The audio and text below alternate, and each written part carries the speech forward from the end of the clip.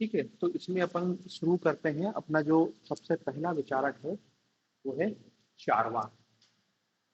चार्वाक दर्शन।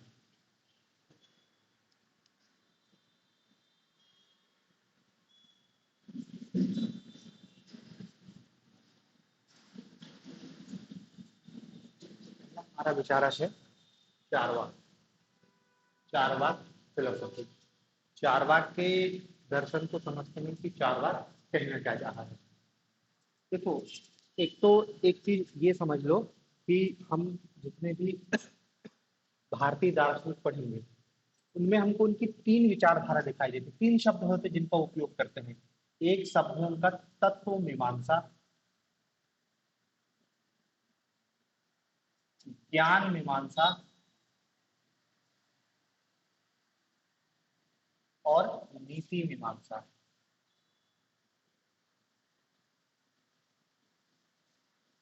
ठीक है, तीन। तत्व मीमांसा, ज्ञान मीमांसा और नीति मीमांसा। तत्व मीमांसा को कहते हैं मेटाफिजिक्स।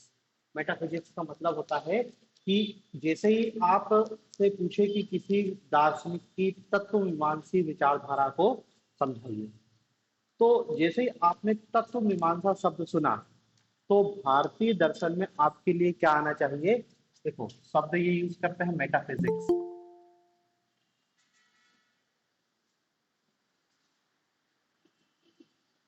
मेटाफिजिक्स, जैसे ही आपने सुना तत्व मीमांसा, मतलब ये दार्शनिक किसके संदर्भ में बात करेगा। ये बात करेगा ईश्वर के बारे में, ईश्वर है या नहीं, आत्मा है या नहीं, ईश्वर, आत्मा, मोक्ष, पुनर्जन्म, कर्म थ्योरी, जगत की उत्पत्ति कैसे हुई, एक तत्व से हुई, दो तत्व से हुई, बहुतत्व से हुई, मतलब इन दार्शनिक प्रश्नों का समाधान वो तुम्हें प्रस्तुत करेगा। तो उस विचारधारा, उस दार्शनिक की, उस पक्ष की विचारधारा के लिए क्या शब्द यूज करते हैं, तत्व मीमांसा। हम कहेंगे चारवाक की तत्व मीमांसा, तो आपके दिमाग में तत्काल आना चाहिए कि अच्छा, इसमें हमको चारवाक के ईश्वर संबंधी विचार, आत्मा संबंधी विचार, मोक्ष संबंधी विचार, इन पर फोकस करना है। तो जैसे ही तत्व मीमांसा है मतलब हर दार्शनिक का ये पक्ष।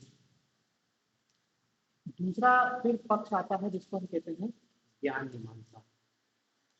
ज्ञान मीमांसा दरअसल किसी भी दार्शनिक का वह पक्ष होता है, इसको आप थ्योरी ऑफ नॉलेज भी कह सकते हो। इसके लिए जो शब्द यूज किया गया है एपिस्टेमोलॉजी, इसको ज्ञान का सिद्धांत भी कह देते हैं। ज्ञान का सिद्धांत। तो देखो, ज्ञान मीमांसा में क्या बताया जाता है। ज्ञान मीमांसा में ये बताया जाता है कि हमको ज्ञान की प्राप्ति, ज्ञान की प्राप्ति कैसे होगी, ज्ञान प्राप्ति का हमारा स्रोत क्या है, ज्ञान की हमें कैसे प्राप्ति होती है, ज्ञान का स्वरूप क्या है। समझ रहे ना, ज्ञान की प्राप्ति, ज्ञान का स्वरूप, ज्ञान की सीमा, ज्ञान की प्रमाणिकता, इस संदर्भ में जब बातें आती हैं तो वो ज्ञान मीमांसा कहलाती है कि हमको नॉलेज की प्राप्ति हो कैसे रहेगी। जिसको कह रहे हैं ना कि मोक्ष की प्राप्ति के संदर्भ में जब बात की जाएगी तो उसकी ज्ञान मीमांसा, ज्ञान मीमांसी पक्ष होगा कि हमको ज्ञान प्राप्त कैसे होगा। और फिर तीसरा बचता है नीति मीमांसा। नीति मीमांसा दरअसल क्या है, ज्ञान मीमांसा, तत्व मीमांसा यदि आप समझ गए तो नीति मीमांसा आप बताता है उसके नैतिकता संबंधी विचार, मॉरलिटी के संदर्भ में उसका क्या दृष्टिकोण है, उसके नैतिकता संबंधी विचारों के। तो देखो, आप यदि तत्व मीमांसा समझ गए, उसकी ज्ञान मीमांसा समझ गए, तो नीति मीमांसा उसकी नैतिकता को आप आसानी से बता सकते हो, उसमें कोई कठिनाई नहीं आएगी।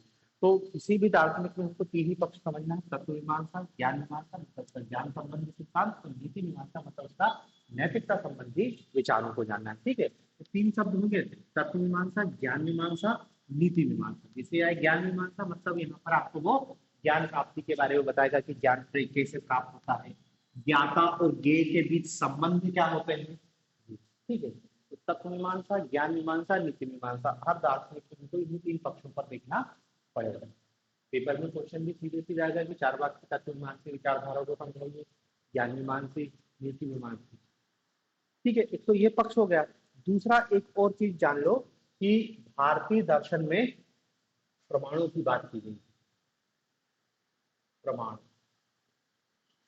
भारतीय दर्शन में प्रमाणों की बात की गई है। प्रमाण मतलब, देखो प्रमाण का मतलब ये है कि हमको ज्ञान की प्राप्ति कैसे होती है। प्रमाण, वैध ज्ञान का स्रोत क्या है, वैध ज्ञान का स्रोत, हमको जो वास्तविक ज्ञान है वो प्राप्त कैसे होता है, उसी के लिए क्या है शब्द यूज किया गया है प्रमाण। और भारतीय दर्शन में 6 प्रमाणों की चर्चा की गई, 6 एविडेंस, प्रमाण, आपको ज्ञान कैसे प्राप्त होता है। एक तो हम सामान्य शब्दों में भी कहें तो ज्ञान कैसे प्राप्त होता है, तो सबसे बोलने की मुझे प्रत्यक्ष से ज्ञान की प्राप्ति होती है।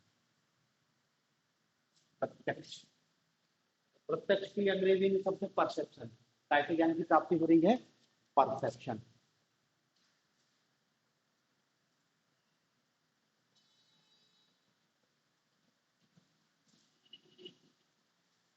ज्ञान कैसे मिला, देख के, सुन के, सूंघ के, महसूस करके, मतलब हमारी पंच ज्ञानेंद्रियों से हमको जो अनुभव हुआ उसी को हम ज्ञान मान रहे हैं, इसके अलावा किसी चीज को हम नहीं मान रहे।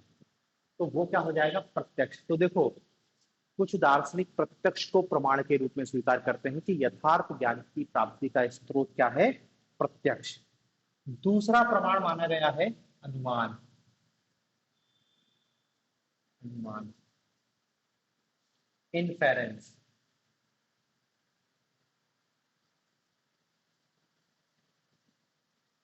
अनुमान, कुछ दार्शनिक कहेंगे कि प्रत्यक्ष से ज्ञान की प्राप्ति होती है और अनुमान से भी ज्ञान की प्राप्ति होती है। अनुमान नाम से ही है, हम सब अपने जीवन में अनुमान से ज्ञान की प्राप्ति करते हैं। कहीं से आप देख रहे हैं धुआं उठ रहा है, तो आप सहज अंदाजा लगा लेते हो कि वहां पर आग लगी। आग को आपने प्रत्यक्ष नहीं किया, आग का आपने प्रत्यक्ष नहीं किया, फिर भी आपने ज्ञान की प्राप्ति कर ली कि कहीं आग लगी है, क्योंकि धुआं उठता है।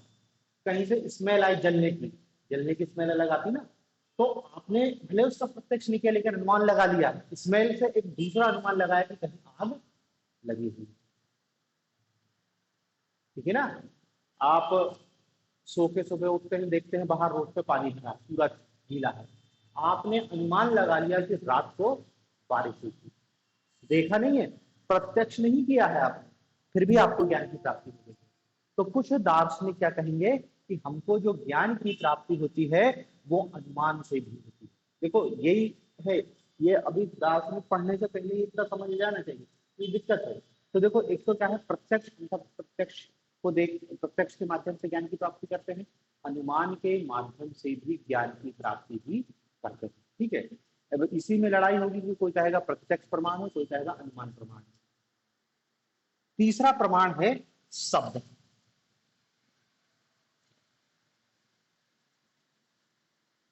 टेस्टिंग।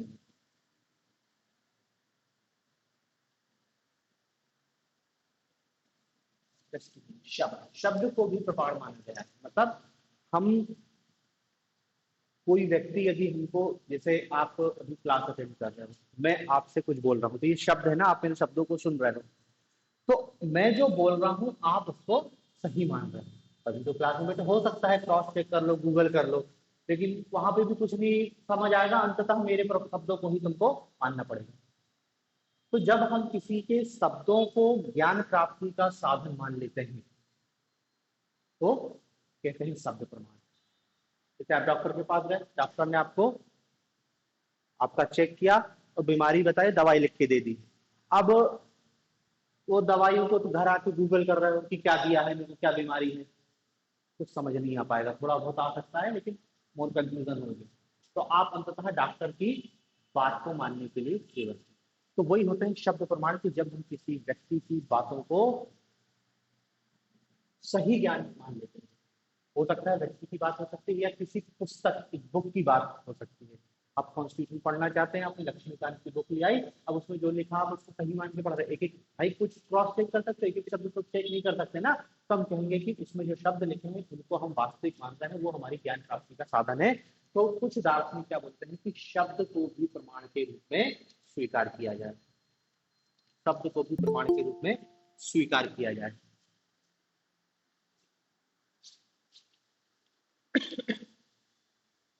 चौथा एक प्रमाण होता है जिसको कहते हैं उपमान।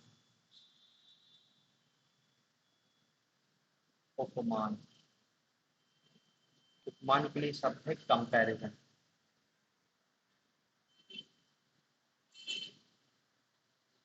कंपैरिजन, उपमान, उपमान का मतलब होता है सदृश्य ज्ञान। मतलब क्या है कि आपने पहले कोई वस्तु देखी और फिर उसके बाद उसकी जैसी दूसरी वस्तु देख ली, तो आप अंदाजा लगा लिया आपने कि ये वैसे ही है। जैसे नीलगाय का उदाहरण दिया जाता है, आपने कभी नीलगाय नहीं देखी है, लेकिन आपने क्या है गाय देखी है कि गाय के 4 पैर होते हैं और आंखें होती हैं, ऐसा कुछ देखा है। अब आप जब जंगल जाते हैं तो आपको गाय जैसी एक कोई जानवर दिखाई देता है, लेकिन गाय से थोड़ा सा अलग दिखाई देता है, तो उसको नील गाय लगी, गाय जैसा है। तो इसका जो हमको ज्ञान प्राप्त हुआ वो कैसे, कंपैरिजन से, कि एक वस्तु हमने पहले देखी थी, उसके जैसी जब हमको दूसरी वस्तु दिखाई देती तो हमने दोनों में कंपैरिजन करके बता दिया कि ये वही है, तो गाय थी ये नील गाय हो गई। या हम कोई नई चीज की नई नई चीज का जब वर्णन करते हैं और किसी व्यक्ति ने वो नई चीज नहीं देखी है, तो उसको हम कैसे समझाते हैं, हम उसको कंपैरिजन से ही समझाते हैं कि ये तूने वो देखा था ना, बिल्कुल वैसे ही का वैसे ही, या उसमें कुछ संशोधन करके बता देंगे कि उसमें थोड़ा सा ये जोड़ ले, बस सेम टू सेम। तो कुछ दार्शनिक इस उपमान को भी प्रमाण के रूप में स्वीकार करते हैं कि उपमान से भी ज्ञान की प्राप्ति होती है। पांचवा ज्ञान प्राप्ति का स्रोत बताया गया है अर्थापत्ति प्रमाण। अर्थापत्ति, अर्थापत्ति प्रमाण, अर्थापत्ति मतलब इंप्लीकेशन।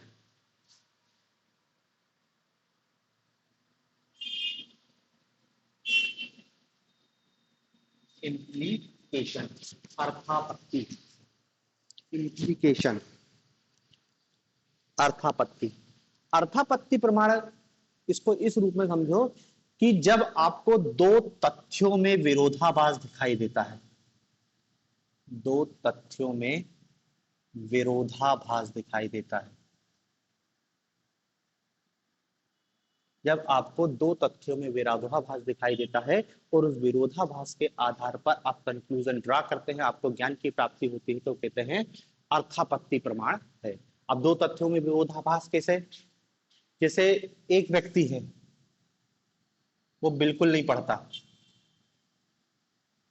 पढ़ता ही नहीं है, दिन भर आवारा कर दी, ठीक है, और उसका सिलेक्शन हो जाता है, दोनों तथ्यों में विरोधाभास है, पढ़ता नहीं है बिल्कुल और सिलेक्शन हो गया। आपने उसको कभी किताब खोले नहीं देखा, ना कभी कोचिंग गया, ना कभी लाइब्रेरी, कुछ भी नहीं करता, और उसका सिलेक्शन हो गया। तो आप क्या अंदाजा लगा लोगे कि भाई इनने पोस्ट खरीद ली, ये अंदाजा लगाओगे ना, पैसे देके सिलेक्शन लिया, पेपर लीक किया, बहुत सारे तरीके। ये आपको कैसे ज्ञान की प्राप्ति, इन दो तथ्यों में, क्योंकि क्या कहोगे आपकी पढ़ने वालों का सिलेक्शन नहीं हुआ तो बिना पढ़ने वालों का सिलेक्शन कैसे हो गया, आप उसको स्वीकार नहीं, तो आप एक कंक्लूजन ड्रॉ करते हो, क्या बोलते हो कि इसने पैसे दिए। जैसे कोई व्यक्ति बहुत मोटा है और वो कहता है कि मैं दिन में खाना नहीं खाता, दिन में खाना नहीं खाता। अब दिन में खाना नहीं खाने और मोटे होने में विरोधाभासी संबंध है। भाई यदि कोई व्यक्ति दिन भर भोजन नहीं करेगा तो उसको दुबला होना चाहिए, सूख की हड्डी, लेकिन वो मोटा हो रहा है, तो आप क्या अंदाजा लगा लोगे कि भाई तू दिन में नहीं खाता है लेकिन दोनों तीनों टाइम का रात को खा लेता होगा, तभी तो तेरी हालत ऐसी हो रही है। ये कैसे ज्ञान की प्राप्ति हुई, इसी को कहते हैं अर्थापत्ति प्रमाण, कि जब दो तथ्यों में आपको विरोधाभास दिखाई देता है तो उस विरोधाभास के आधार पर आप जो ज्ञान की प्राप्ति, उस विरोधाभास के आधार पर जो ज्ञान की प्राप्ति करते हो, आपने एक अंदाजा लगा लिया कि दो तथ्यों में विरोधाभास है और उसके आधार पर आपने एक अंदाजा लगा लिया यही कि उसका सिलेक्शन खरीद के हुआ है तो रात में भोजन करता है, तो इसी को कहते हैं अर्थापत्ति प्रमाण। और छठवां प्रमाण है अनुपलब्धि प्रमाण, कहते हैं उसको नॉन एग्जिस्टेंस अनुपलब्धि। छठवां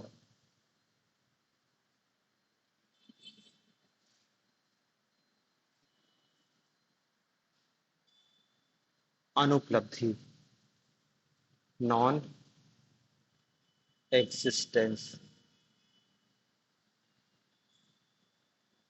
नॉन एग्जिस्टेंस अनुपलब्धि प्रमाण। अनुपलब्धि प्रमाण मतलब क्या है कि जब आपको किसी वस्तु विशेष की किसी विशेष स्थान पर उपलब्धि का अभाव होता है। ये वास्तव में क्या है? अभाव। अभाव कि इस वक्त इस कमरे में फलाना वस्तु नहीं है या फलाना व्यक्ति नहीं है, तो उसके नहीं होने से आपको जो ज्ञान प्राप्त हो रहा उसका अस्तित्व अभी इस जगह पे उपलब्ध नहीं है, नॉन एग्जिस्टेंट। तो हम क्या कहेंगे कि ये जो हमको ज्ञान की प्राप्ति हो रही है, ये उनने एक अलग प्रमाण का नाम दिया, इसको कहते हैं अनुपलब्धि प्रमाण। ठीक है, तो देखो ये 6 प्रमाण हैं जो भारतीय दर्शन में स्वीकार किए गए हैं। अब बस लड़ाई यही है, कुछ दार्शनिक एक को स्वीकार करेगा, कुछ 2 को स्वीकार करेंगे, कुछ 3 को स्वीकार करेंगे, कुछ 4 को स्वीकार करेंगे।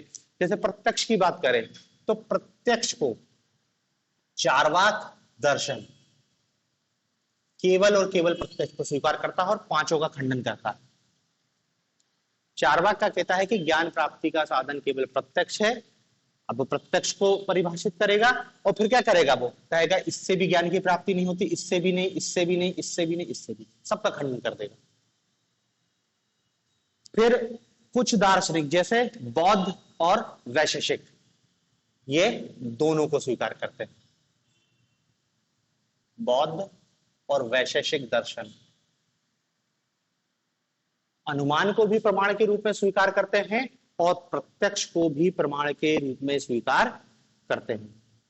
इसमें यदि अपन शब्द को जोड़ लें, प्रत्यक्ष, अनुमान और शब्द, तो बहुत सारे दार्शनिक आ जाएंगे। सांख्य आ जाएगा, योग आ जाएगा, जैन आ जाएगा। सांख्य, योग दर्शन, जैन दर्शन, ये 3 प्रमाण मानते हैं। कौन कौन से? प्रत्यक्ष, अनुमान, शब्द। और भी हैं, जैमिनी भी है, मीमांसा है, रामानुज का भी दर्शन है। इसमें यदि उपमान प्रमाण को भी जोड़ ले, 4 प्रमाण, न्याय दर्शन। न्याय दर्शन प्रत्यक्ष, अनुमान, शब्द, उपमान, इन 4 प्रमाणों को स्वीकार करता है। अर्थापत्ति और शामिल कर लें तो मीमांसा, प्रभाकर वाला 2 है मीमांसा। ठीक है, और यदि अनुपलब्धि को भी शामिल कर लें तो अद्वैत वेदांत और कुमारिल भट्ट, ये पूरे 6 को स्वीकार करता। तो अब देखो बस लड़ाई इसी में इनकी हो जाएगी कि ये ज्ञान प्राप्ति का साधन नहीं है, वो कहेगा इससे ज्ञान मिलता है, बस इसी की पूरी लड़ाई है। यही आपको 6 प्रमाण ही अलग अलग संदर्भ में दिखाई देंगे। ठीक है, तो देखो 2 चीज समझी आपने। एक तो तत्व मीमांसा, जैसे शब्द सुनाई देते तत्व मीमांसा मतलब क्या है, किसी भी दार्शनिक के पूछा तत्व मीमांसा विचार, तो भले आपको उसके तत्व मीमांसा विचार ना पता, लेकिन आपको इतना तो पता चल जाएगा कि इसमें हमको क्या बताना है, ईश्वर के बारे में, आत्मा के बारे में, मोक्ष के बारे में, जगत के बारे में, पुनर्जन्म के बारे में, ये उसके तत्व मीमांसा विचार हो जाएंगे। ज्ञान मीमांसा पूछ लेगा तो समझ लेगा कि ज्ञान की बात करेगा कि ज्ञान की प्राप्ति कैसे होती है, ज्ञाता ज्ञेय के बीच संबंध कैसे स्थापित होता है, ज्ञान की प्रमाणिकता क्या है, ज्ञान की सीमा क्या है, ज्ञान किस प्रमाण से प्राप्त होता है, उसकी ज्ञान मीमांसा के अंतर्गत हो जाए। और नीति मीमांसा जैसे शब्द सुने मतलब इसका नैतिकता के संदर्भ में क्या दृष्टिकोण है, ये 3 ही विचार हमको पढ़ने हैं। ठीक है, तो अब अपन शुरू करते हैं अपना पहला दार्शनिक चार्वाक दर्शन। बाकी चीजें इसी के संदर्भ में अपन को ज्यादातर चीजें देखनी है, ज्ञान मीमांसा, तत्व मीमांसा और नीति मीमांसा। अब थोड़ा सा इसकी विचारधारा पढ़ने से पहले हम थोड़ा सा चार्वाक दर्शन को जाने की। चार्वाक भाई स्वाभाविक सी बात है, जैसे हम पढ़ रहे हैं बौद्ध दर्शन, तो उन्होंने कहा कि महात्मा बुद्ध बौद्ध धर्म के प्रवर्तक है और उन्हीं के द्वारा विचार दिया गया, उसी को आगे पढ़ाया गया, वही बौद्ध दर्शन कहलाया। जैन दर्शन यही है कि उनके जो तीर्थंकर हैं उनका जो ज्ञान है उसी के आधार पर दर्शन स्थापित हुआ, उसी को जैन दर्शन कह रहे हैं। अद्वैत वेदांत उपनिषदों पर आधारित दर्शन है, जो वो अद्वैत वेदांत है, शंकराचार्य उसके प्रवर्तक है। तो सवाल है कि चार्वाक दर्शन किसके विचारों पर आधारित है, कौन इसका प्रवर्तक है, आदि आदि। समझ रहे ना कि ये आया कहां से अस्तित्व में। चार्वाक दर्शन के स्रोत क्या है, आया कहां से चार्वाक दर्शन। देखो, चार्वाक दर्शन की अलग से हमको कोई किताब या कोई ग्रंथ की प्राप्ति नहीं हुई है। हम नहीं कह सकते कि कोई पर्टिकुलर ग्रंथ है जिस पर हम जिसको पढ़ लो और आपको चार्वाक के विचारों की जानकारी मिल जाएगी। दरअसल चार्वाक की जो विचारधारा है उसके जो मौलिक ग्रंथ है वो नष्ट हो गए। चार्वाक दर्शन की हमको जो भी जानकारी मिलती है वो इसके आलोचकों के माध्यम से मिलती है, क्योंकि हर दर्शन में चार्वाक की आलोचना की गई है।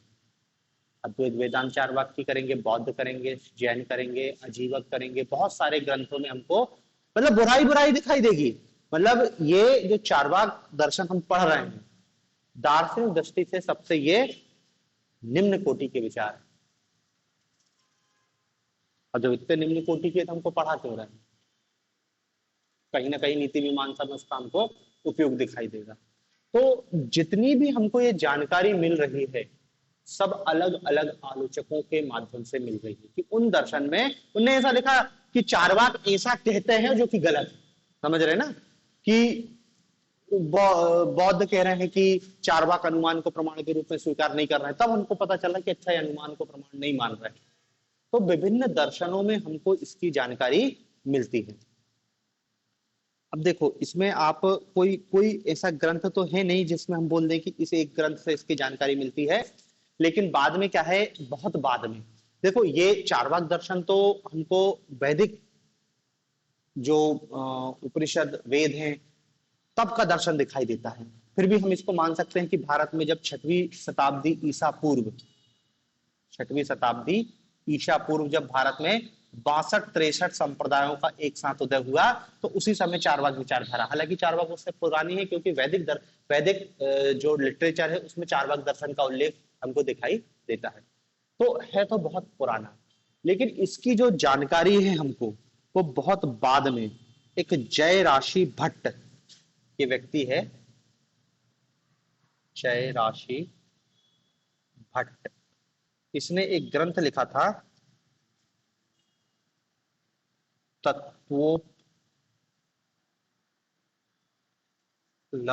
सिंह, ये इसके ग्रंथ का नाम है, तत्वोपलव सिंह। तो लगभग बहुत बात का है, 11वीं-12वीं शताब्दी के आसपास का है। इसमें हमको चार्वाक दर्शन के संदर्भ में थोड़ी बहुत जानकारी मिलती है। फिर 12वीं-13वीं शताब्दी का एक और व्यक्ति है जिसका नाम है कृष्णपति मिश्र। कृष्णपति मिश्र, इनने एक नाटक लिखा था छोटा सा, प्रबोध चंद्रोदय। प्रबोध चंद्रोदय, प्रबोध चंद्रोदय।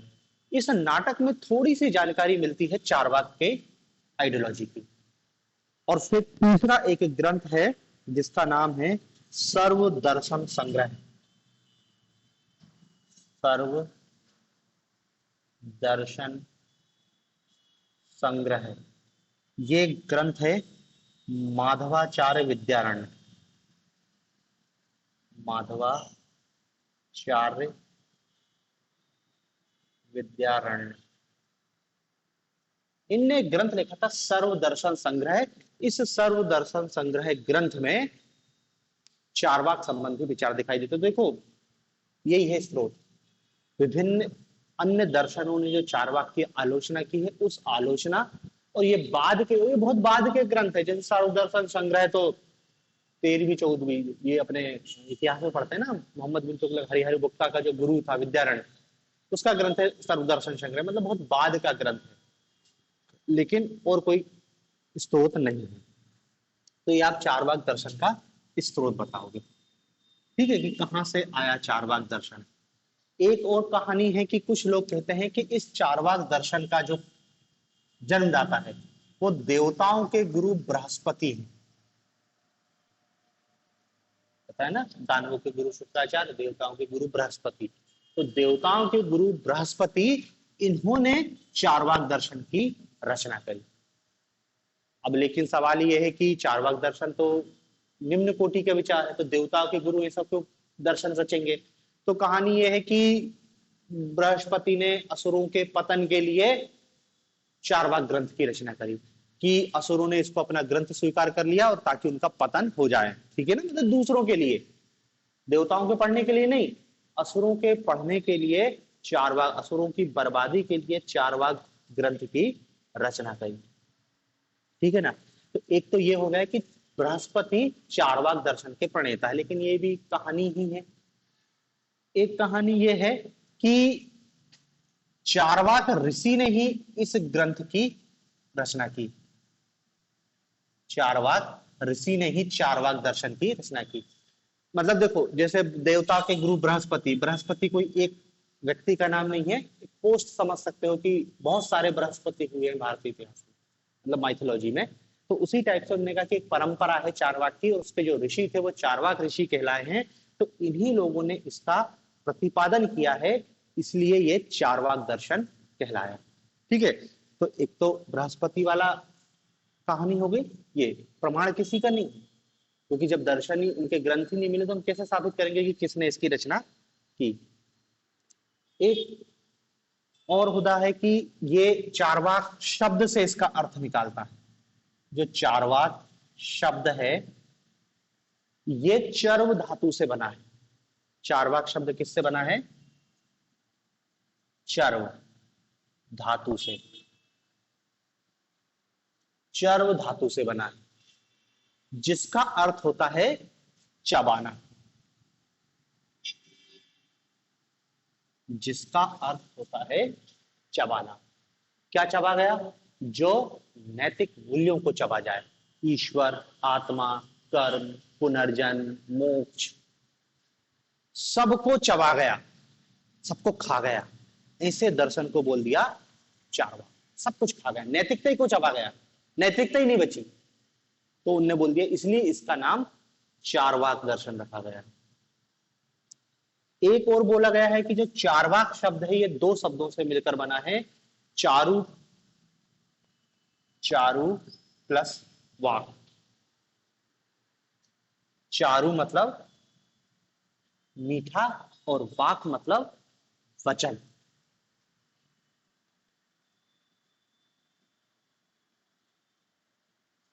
मीठे वचन मतलब जो व्यक्ति को पसंद आते हैं, जो व्यक्ति को अच्छे लगते हैं, और इसलिए इसको चारवाक कहा गया। समझ रहे ना? मीठे वचन अच्छे लगते हैं इसलिए यह चारवाक कहलाया। अब इसको वो कैसे प्रमाणित करते हैं कि चारवाक क्या बात करता है?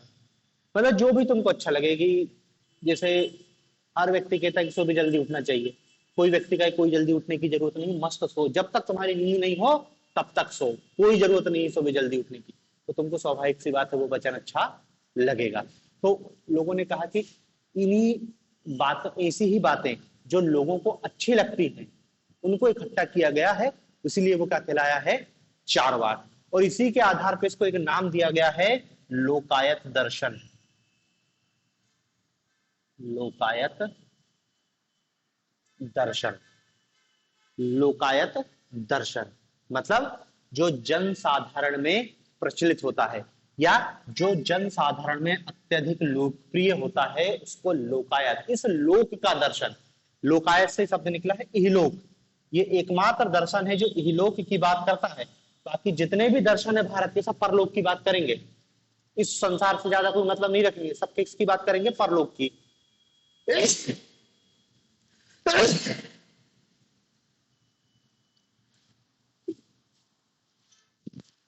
समझ गए ना?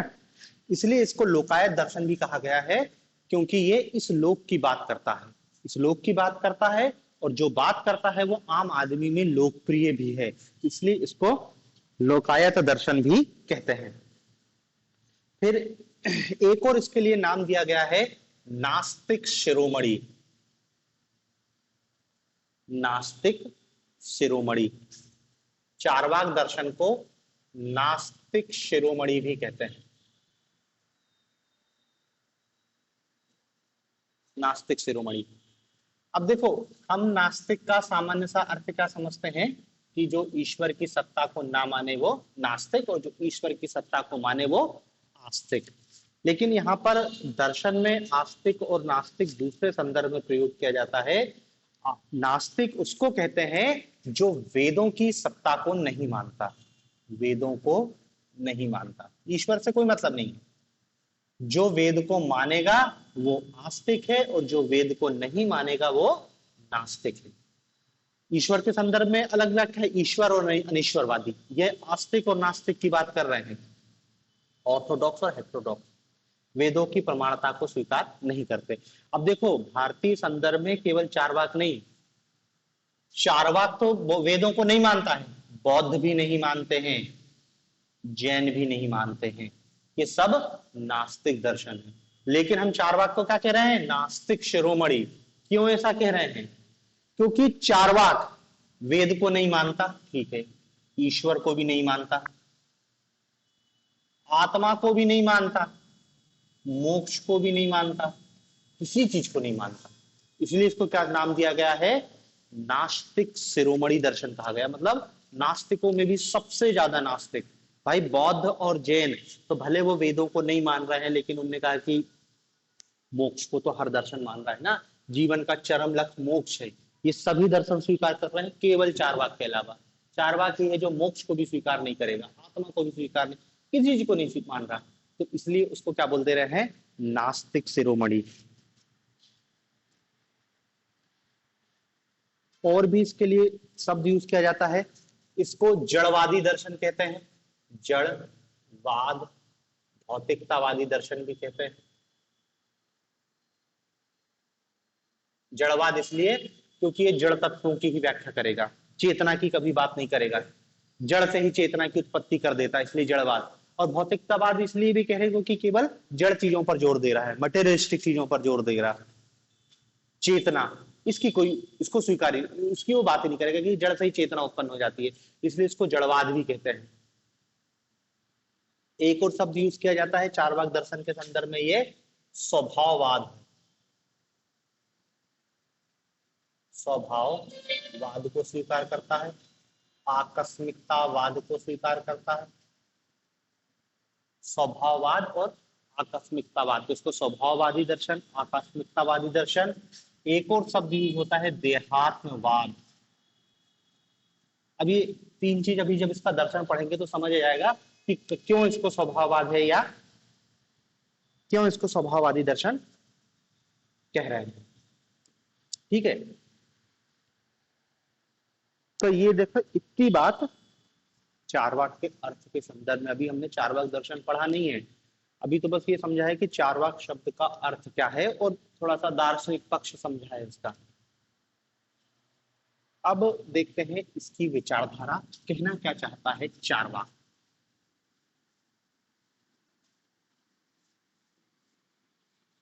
और देखो पहले ही बताया, तीन चीज देखनी है, चारवाक की तत्व मीमांसा, चारवाक की ज्ञान मीमांसा और चारवाक की नीति मीमांसा। और देखो चारवाक के दर्शन में तो क्लियर है कि चारवाक की आपने ज्ञान मीमांसा समझी, ज्ञान मीमांसा, ज्ञान मीमांसा पर ही उसकी तत्व मीमांसा आधारित है, और तत्व मीमांसा से ही उसकी नीति मीमांसा निकल कर आएगी,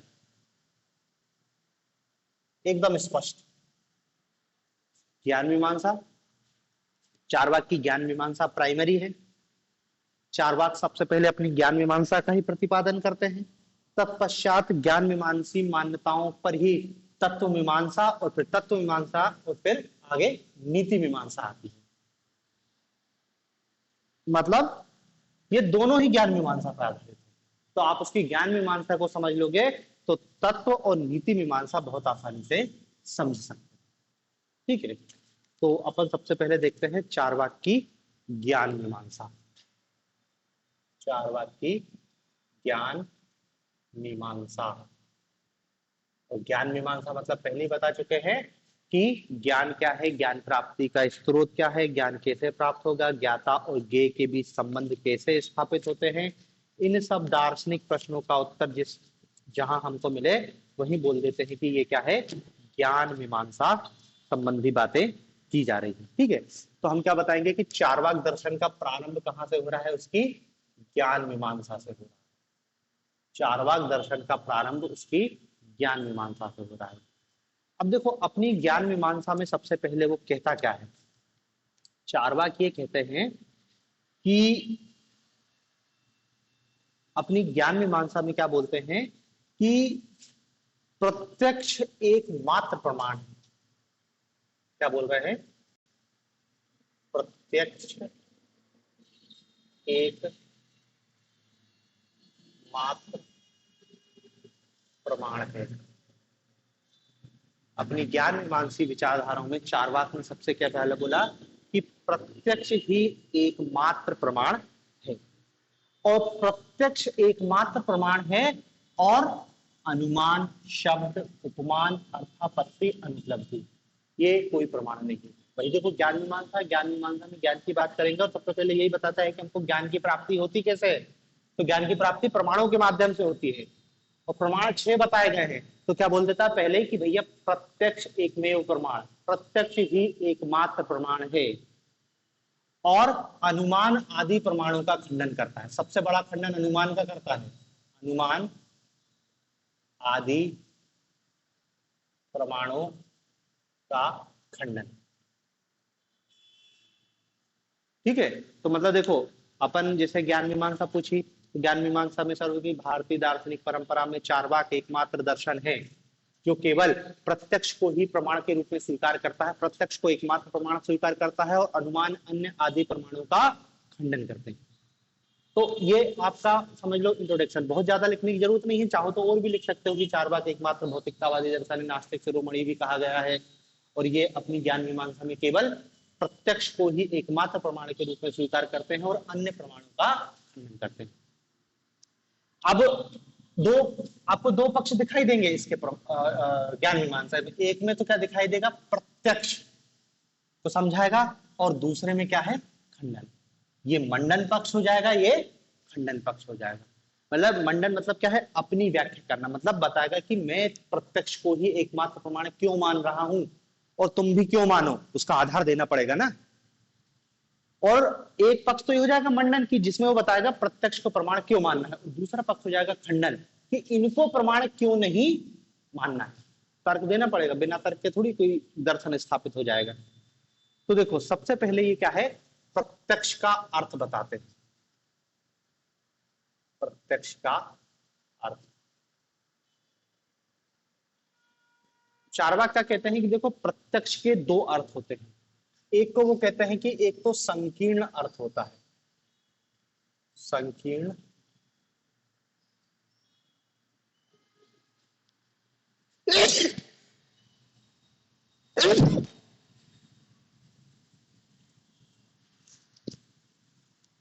संकीर्ण अर्थ। संकीर्ण अर्थ का क्या मतलब है, संकीर्ण अर्थ में कहता है कि प्रत्यक्ष दो शब्दों से मिलकर बना है, प्रति धन अक्ष, और जिसका मतलब होता है आंखों के सामने। ये संकीर्ण अर्थ है, आंखों के सामने, ये कैसा है, संकीर्ण अर्थ। और एक है जिसको वो कहते हैं व्यापक अर्थ, व्यापक अर्थ। और व्यापक अर्थ क्या बताते हैं कि पंच ज्ञानेंद्रियों से प्राप्त ज्ञान ही प्रत्यक्ष है। पंच ज्ञानेंद्रियों से प्राप्त ज्ञान, पंच ज्ञानेंद्रिय आप जानते ना, आंख, नाक, कान, जीभ, त्वचा, ये सब, इनको क्या बोला है, पंच ज्ञानेंद्रिया।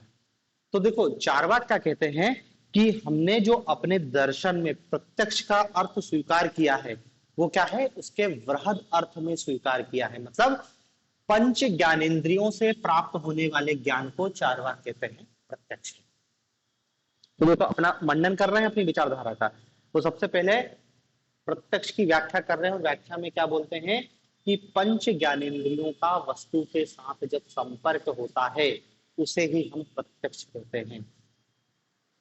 मतलब हमको जो वस्तु का ज्ञान प्राप्त होता है सिर्फ ऐसा नहीं कि जो आंखों के सामने है, आंख से नहीं है, अन्य से भी हमको मिल रहा है, कान है, नाक है, जीभ है, त्वचा है, इनसे भी जो हमको ज्ञान मिल रहा है वो सब प्रत्यक्ष की श्रेणी, मतलब प्रत्यक्ष का थोड़ा सा दायरा बढ़ा रहे हैं। सामान्य अर्थ में तो प्रत्यक्ष जो आंखों के सामने है वो, लेकिन ये सिर्फ आंखों के सामने नहीं है, अन्य पंच ज्ञानेंद्रियों से भी ज्ञान की प्राप्ति हो सकती है। तो देखो इस रूप में ये कहते हैं कि प्रत्यक्ष के लिए हमको तीन बातों की आवश्यकता होती है। क्या? एक तो वस्तु, दूसरा इंद्रिय, और तीसरा सन्निकर्ष। सन्निकर्ष,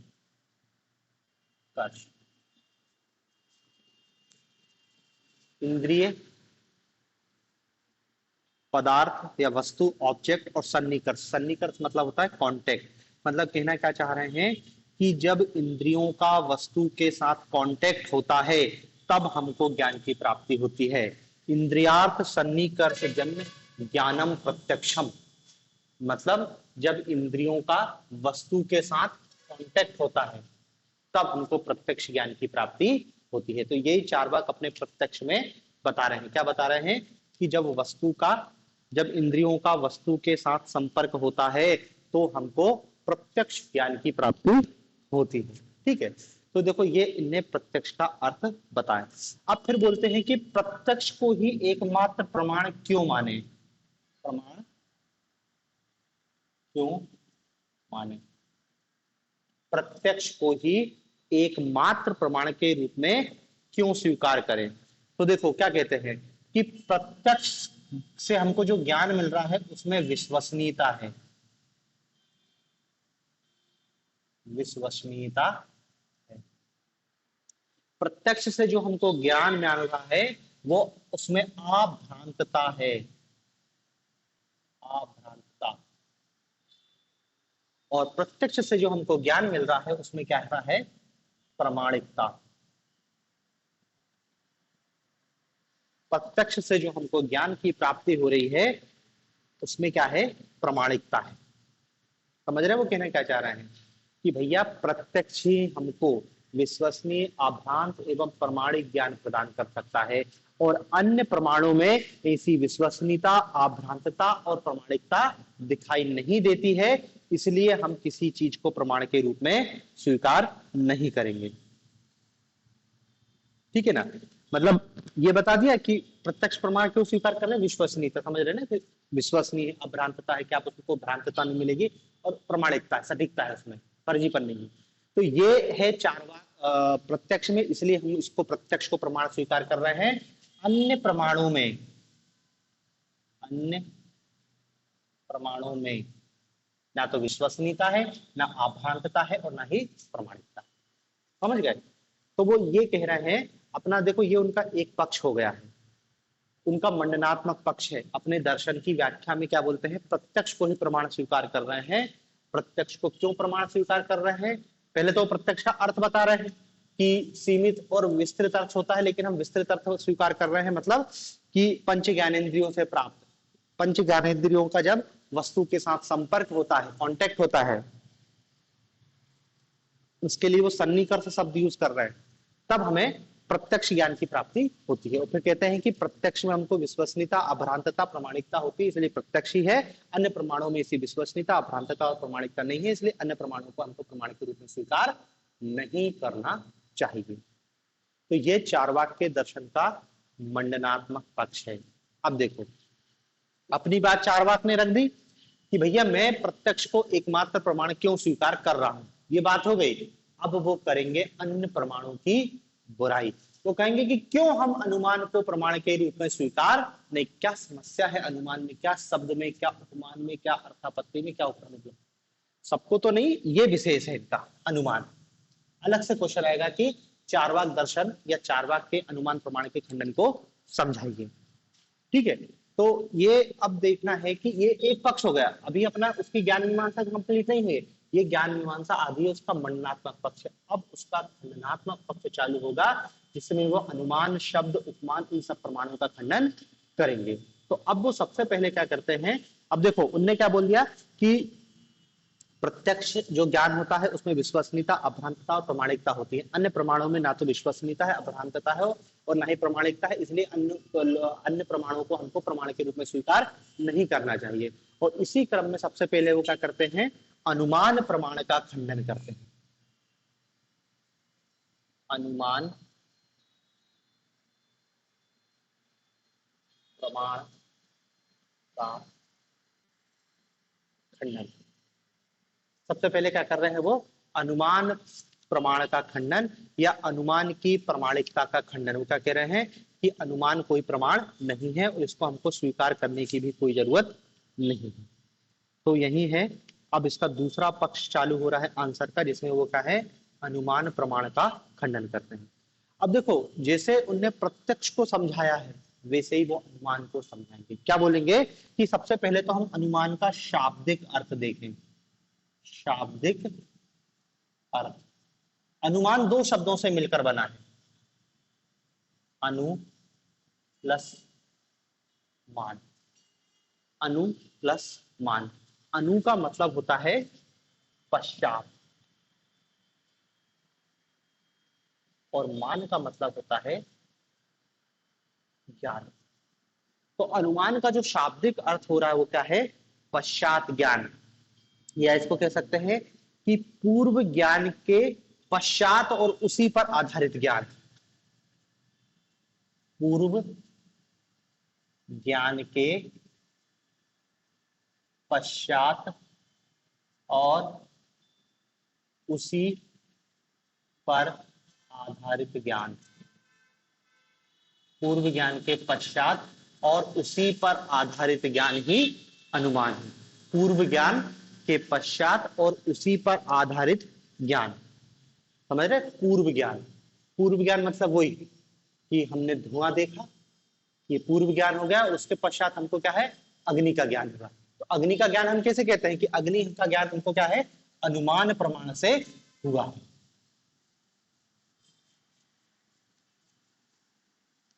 ठीक है, तो देखो ये अनुमान का शाब्दिक अर्थ बता रहे हैं।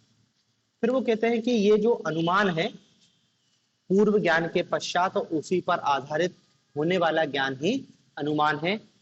उदाहरण जैसे बताया कि धुआं देख के हमको आग का ज्ञान हो जाता है, तो उसी जो आग का ज्ञान है हम क्या बोल रहे हैं, अनुमान प्रमाण से हुआ है। अब वो क्या कहते हैं कि ये जो अनुमान है पूर्व ज्ञान पश्चात, इसका जो पूरा आधार है वो क्या है, व्याप्ति। व्याप्ति, अनुमान का जो आधार है वो क्या है, व्याप्ति। व्याप्ति मतलब समझ रहे हैं, व्याप्ति का शाब्दिक अर्थ होता है विशेष संबंध। दो शब्दों से मिलकर बना है व्याप्ति, विधन आपति, व्याप्ति। और व्याप्ति का मतलब है विशेष, वि मतलब विशेष और आपति मतलब संबंध, विशेष संबंध।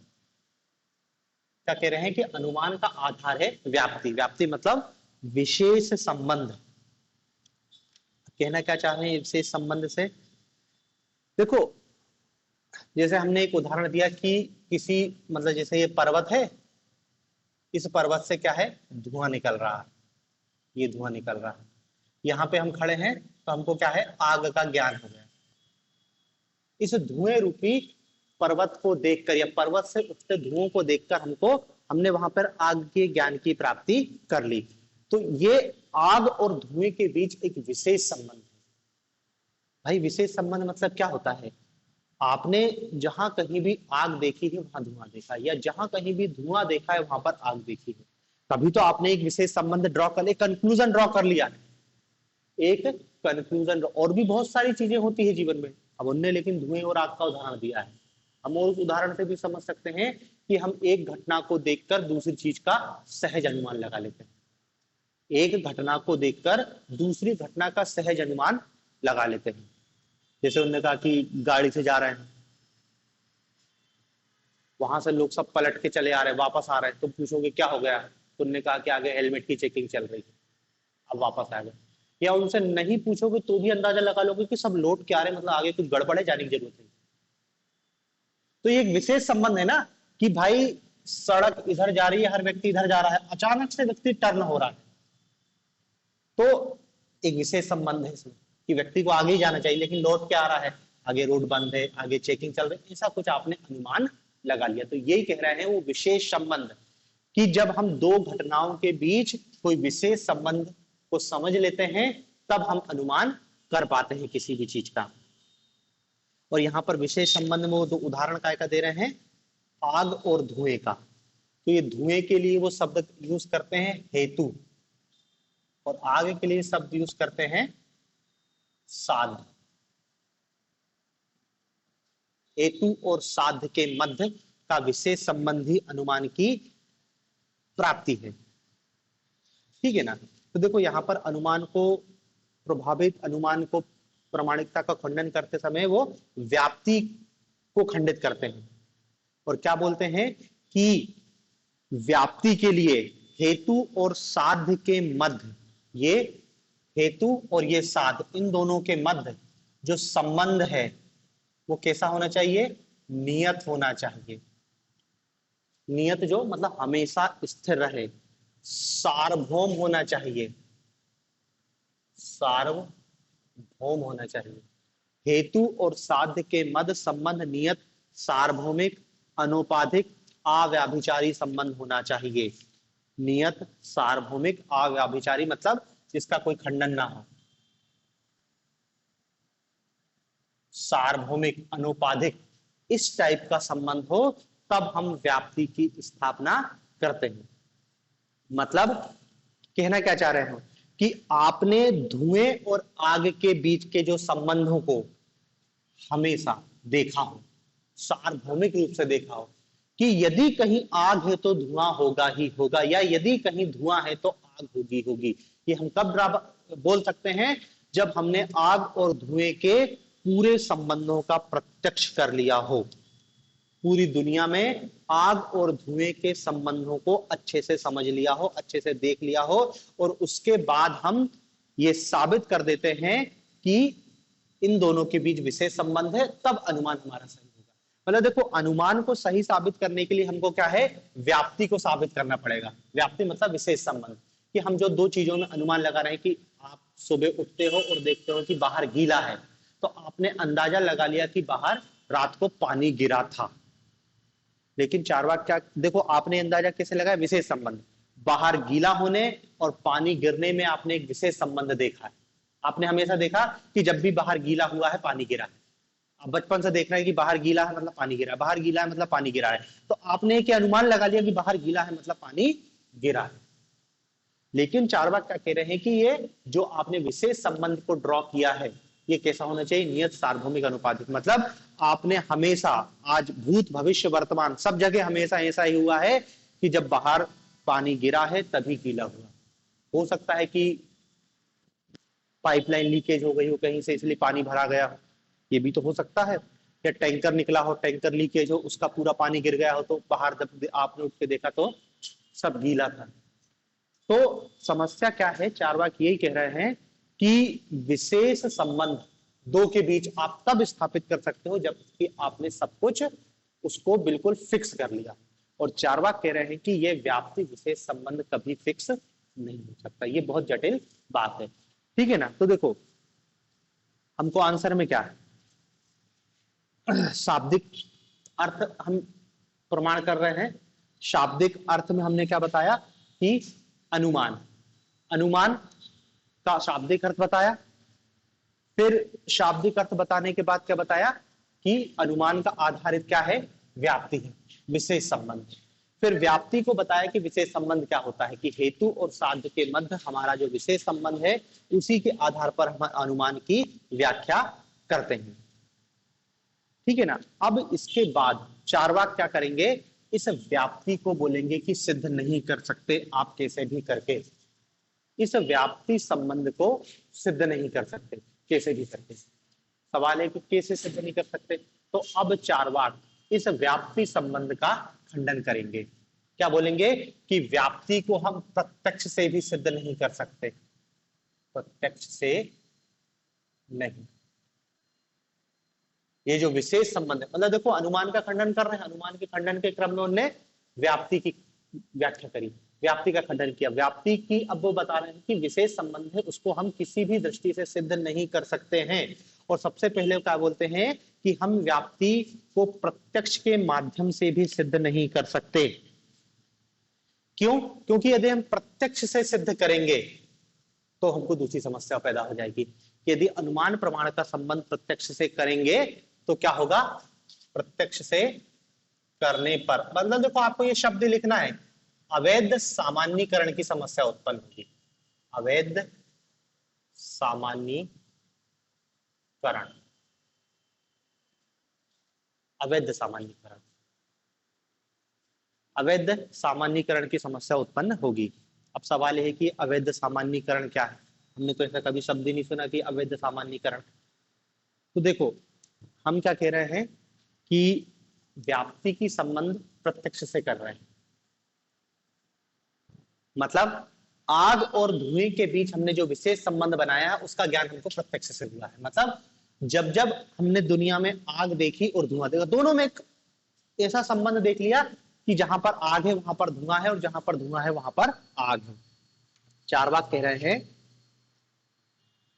कि देखो भैया, हम भूत और भविष्य की तो बात ही नहीं कर रहे, हम आप तो वर्तमान में भी पूरी दुनिया का आग और धुएं का संबंध का प्रत्यक्ष नहीं किया। भाई आपने ऐसा थोड़ी कि दुनिया में जहां कहीं भी आग लगी है जाके देखा होगा, या जहां कहीं भी धुआं उठता है वहां पर जाके देखा और दिखाई दिया कि अरे यहाँ तो आग है या यहाँ तो धुआं है।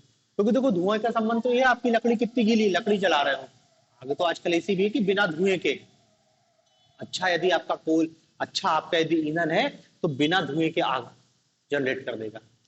तो चार्वाक ये कह रहे हैं कि इससे अवैध सामान्यीकरण, अवैध सामान्यीकरण मतलब समझे कि आपने दो चार घटनाओं को देखा और एक कंक्लूजन ड्रा कर दिया कि सब ऐसे ही होते हैं या सब जगह ऐसे ही होता है, क्योंकि आपने आग और धुएं के केवल 2, 4, 10, 100, 50, 1000 संबंधों का प्रत्यक्ष किया है।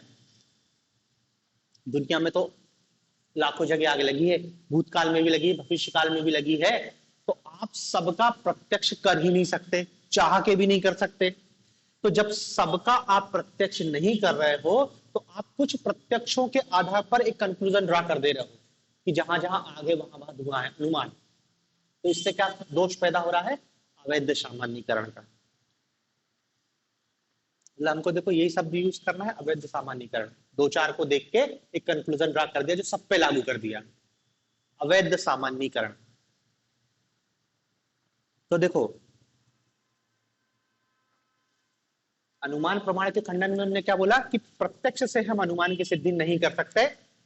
यदि प्रत्यक्ष से अनुमान की सिद्धि करेंगे तो क्या होगा, अवैध सामान्यीकरण का दोष उत्पन्न होगा, पहला। फिर वो कहते हैं कि इस अनुमान, इस व्याप्ति की सिद्धि हम अनुमान प्रमाण से भी नहीं कर सकते, अनुमान प्रमाण से नहीं। समझ रहे हैं? अनुमान की सिद्धि कह रहे हैं व्याप्ति से। अब जब व्याप्ति की सिद्धि की बात आएगी तो क्या बोलते हैं कि इसको भी अनुमान से प्रमाणित नहीं कर सकते। यदि अनुमान से इसको प्रमाणित करेंगे तो वो कहते हैं कि 2 प्रकार के दोष उत्पन्न होंगे। एक तो कहते हैं वो चक्रक दोष, मतलब यदि हम इसको अनुमान से प्रमाणित करने पर 2 टाइप की समस्या, एक तो कहते हैं कि वो चक्रक दोष होगा और दूसरे को कहते हैं अनावस्था दोष, अनावस्था दोष, चक्रक दोष। अब देखो शब्द नए हैं लेकिन सामान्य बहुत सीधा, चक्रक दोष। चक्रक दोष में क्या बोल रहे हैं कि हम अनुमान को प्रमाणित कर रहे हैं, अनुमान किससे प्रमाणित होगा, व्याप्ति से। यहां अनुमान देखा, अनुमान को सही साबित करने हम व्याप्ति तक आए थे। अब जब तुम व्याप्ति को साबित कर रहे हो तो फिर से क्या बोल रहा हो कि व्याप्ति अनुमान से प्रमाणित होगी। चक्र, एक चक्र बन गया ना। कि इससे ये प्रमाणित कर रहे हो और इसी से ये प्रमाणित कर रहे हो, तो ये कोई वास्तव में प्रमाण नहीं है, ये एक टाइप का क्या है, चक्रक दोष उत्पन्न हो रहा है। तो उनने बोला कि अनुमान को प्रमाणित करने से चक्रक दोष। दूसरा शब्द क्या यूज कर रहे हैं, अनावस्था दोष। मान लो हमने क्या लिखा कि हम अनुमान को प्रमाणित कर रहे हैं किससे, व्याप्ति से, और व्याप्ति को प्रमाण करने के, मान लो ये अनुमान नहीं, एक दूसरा अनुमान लिया है, दूसरा अनुमान लिया है, फिर उस दूसरे अनुमान की सिद्धि के लिए हम तीसरे व्याप्ति को ले आएंगे, तो हम क्या है, इनफाइनाइट पे चले जाएंगे, ये कभी खत्म नहीं होगा। तो इसी को क्या हमने शब्द यूज किया, अनावस्था दोष। तो वो क्या कह रहे हैं कि अनुमान को प्रमाणित करने में व्याप्ति को यदि हम प्रमाणित करें, अनुमान से प्रमाणित करेंगे तो उससे क्या दोष उत्पन्न होगा, उससे अनुमान वो दो दोष उत्पन्न होंगे, एक को उन्होंने कहा चक्रक दोष और एक को कहा अनावस्था दोष। फिर वो तीसरा कहते हैं कि यदि इस अनुमान को हम शब्द से प्रमाण करेंगे, शब्द प्रमाण से यदि इस व्याप्ति संबंध को स्वीकार करेंगे तो क्या होगा, शब्द प्रमाण से स्वीकार, शब्द प्रमाण से व्याप्ति को सिद्ध करने पर भी कह रहे हैं दो दोष होंगे। एक तो होगा चक्रक दोष, चक्रक दोष, और दूसरा क्या है, शब्द प्रमाण में समस्या क्या है कि हमेशा हमको विश्वसनीय वचन की आवश्यकता होगी, हमेशा विश्वसनीय वचन, हमेशा विश्वसनीय वचन की आवश्यकता होगी। देखो शब्द प्रमाण मैंने अभी बताया था कि शब्द प्रमाण किसको माना गया है कि कोई रिलायबल व्यक्ति होता है जो वो बात कहता है उसको शब्द प्रमाण कहते हैं। अब यहां पर चारवाक क्या कहते हैं कि शब्द स्वयं प्रमाण नहीं है, शब्द की प्रमाणिकता अनुमान पर आधारित है, अनुमान पर, शब्द की प्रमाणिकता किस पर आधारित है, हम ये अनुमान ही कर रहे हैं ना कि फलाना व्यक्ति विश्वसनीय है, ये अनुमान है, और वही तो बात हो गई, अनुमान शब्द अनुमान से और फिर अनुमान किससे, शब्द से, तो वही साइकिल बन जाएगा। तो वही कह रहे हैं कि इससे चक्रक दोष उत्पन्न होगा।